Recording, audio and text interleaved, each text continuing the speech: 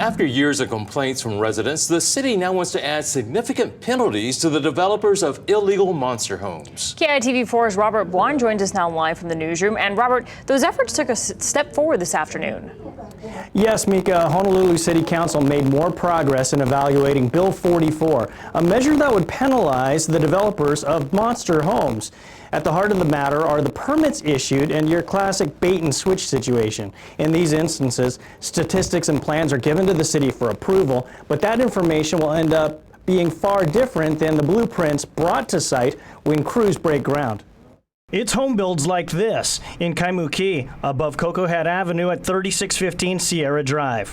While permits allow for a maximum of 9.5 bathrooms, construction had begun for what would have been a final build of 15 bathrooms. It's an example of the monster homes, addressed by the City Council's Committee on Executive Matters and Legal Affairs Tuesday. They took input on Bill 44, targeted at builders who submit fraudulent information for permits. Whether it's the floor area, the density, the number of bathrooms and bedrooms.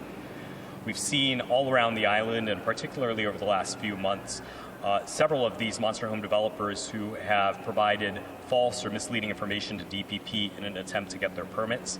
This is unacceptable to us, and Bill 44 is part of adding to the toolbox of enforcement.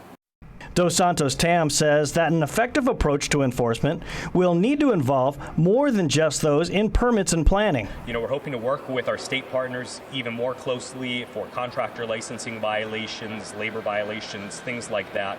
It's going to take a whole spectrum of tools in order to really get a handle on this issue. Even as discussions continue, developers continue to try skirting existing statutes, seemingly undeterred by any current penalties. So we recently had 2 homes in Kamehameha Heights that had their permits pulled specifically because false information was found to be on the submittals. There's also a home up in Wilhelmina Rise area where they're before the Building Board of Appeals, and they're determining the extent to which the information was true or not, and that's part of that discussion. But this is happening all around the island.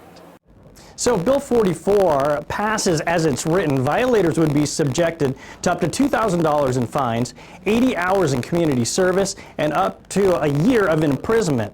And we're just into the newsroom now that today's hearing resulted in the bill moving out of committee, the next step, a full review of the entire City Council. Robert Buon, KITV4 Island News.